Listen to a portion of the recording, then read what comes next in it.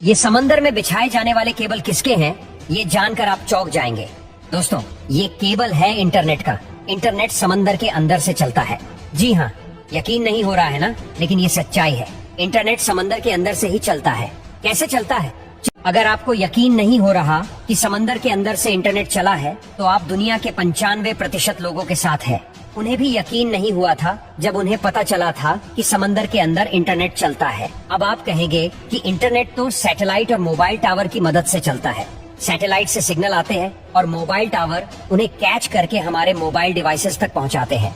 लेकिन जनाब, ये पूरी तरीके से सच नहीं है, क्योंकि दुनिया का 90% इंटरनेट समुद्र के नीचे बिछाए गए तारों के माध्यम से चलता है। दोस्तों, यहाँ हमें एक डायग्राम दिखा रहे हैं जिसमें आपको समुद्र तट पर केबल स्टेशन नजर आएगा और उससे होकर जाती हुई एक लाइन दिखाई दे रही होगी, जो कि है एक सी केबल, या जिसे सबमरीन केबल भी कहा जाता है। यही वो माध्यम है जिससे इंटरनेट चलता है और ये पूरी दुनिया में बिछा हुआ है और समुद्र की सतह से हजारों मीटर की गहराई में इन्हें बिछाया जाता है। इस केबल में हर थोड़ी दूरी पर रिपीटर या एम्पलीफायर लगाए जाते हैं ताकि इंटरनेट सही तरीके से काम कर सके। दोस्तों, इंटरनेट को पूरी दुनिया में पहुंचाने के लिए इन सबमरीन केबल्स को समुद्र के अंदर से निकालकर एक देश से दूसरे देश तक बिछाया जाता है। जब आप मोबाइल या कंप्यूटर पर ऑनलाइन कोई गेम खेलते हैं, तो आपके साथ कई और लोग भी जुड़ जाते हैं जो आपसे कोसों दूर रहते हैं, लेकिन आप उनके साथ रियल टाइम में गेम खेल पाते हैं। ऐसा ही कुछ सिस्टम इंटरनेट का है। दुनिया में कई सर्वर्स है जिन्हें आपस में जोड़ने के लिए इन सबमरीन केबल्स का सहारा लिया जाता है, और जब ये सर्वर आपस में जुड़ जाते हैं तो इनमें आसानी से डाटा ट्रांसफर होता है और इंटरनेट स्मूथली चलता है। इस पिक्चर में आपको एक एम्पलीफायर दिखाई दे रहा होगा।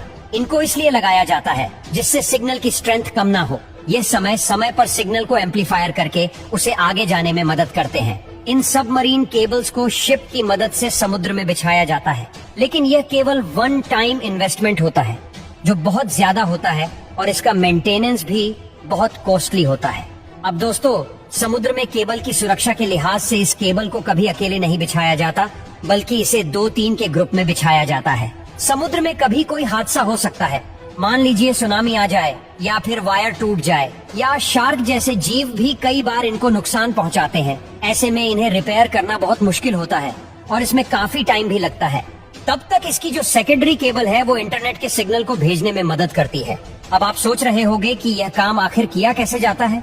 तो देखिए, शिप में क्रेन की मदद से वायर को समुद्र में डाला जाता है और फिर एक मशीन को समुद्र में डाला जाता है जो सही जगह पर एम्पलीफायर को सेट करती है।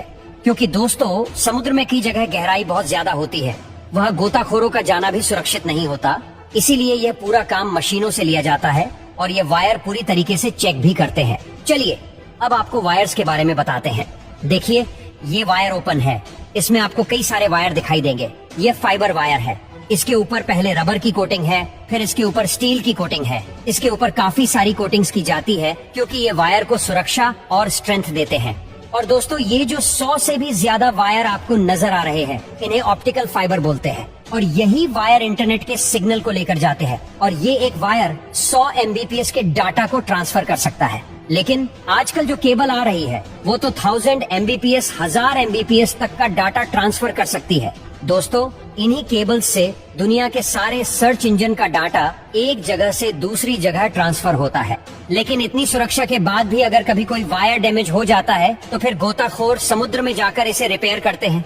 आपको बता दें कि ये एक वायर लगभग 25 साल तक काम कर सकता है और इसीलिए इतने समय तक समुद्र के अंदर रहने पर इसमें काई वगैरह जम जाती है।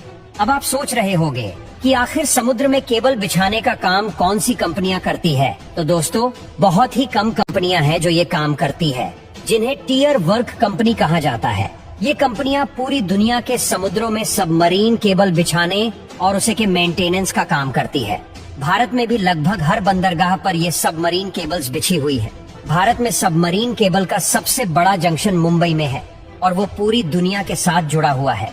अगर इंटरनेट सबमरीन केबल से चलता है तो ये एयरटेल, आइडिया, जियो हमें इंटरनेट कैसे दे पाते हैं। तो दोस्तों, ये सबर्टियर 2 कंपनी है जो इन सबमरीन केबल वाली कंपनियों से इंटरनेट खरीदकर उसे हम तक पहुंचाती है। और दोस्तों, इंडिया में जो सबसे बड़ा केबल नेटवर्क है वो टाटा ग्रुप का है। इसके साथ ही कुछ समय पहले रिलायंस ने भी अपने खुद की सबमरीन केबल लॉन्च कर दी है और वो 25,000 किलोमीटर तक लंबाई की है। और यही वजह है कि रिलायंस आपको फ्री इंटरनेट दे पाता है और आपकी मौज हो जाती है।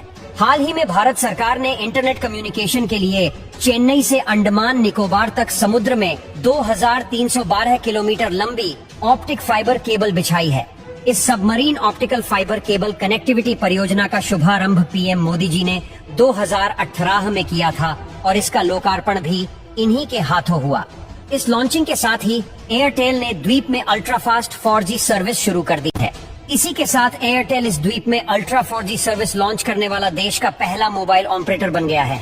इसके अलावा रिलायंस इंडस्ट्रीज की टेलीकॉम सब्सिडियरी रिलायंस जियो भी बढ़ती डाटा मांग को पूरा करने के लिए भारत केंद्रित इंडिया सेट्रिक सबसे बड़ी अंतर्राष्ट्रीय सबमरीन केबल सिस्टम का निर्माण कर रही है। दोस्तों, अब वो दिन दूर नहीं जब हो सकता है कि दुनिया के कई देशों की तरह हमारे देश में भी इंटरनेट हमेशा के लिए फ्री मिले और वो भी 5G की स्पीड से।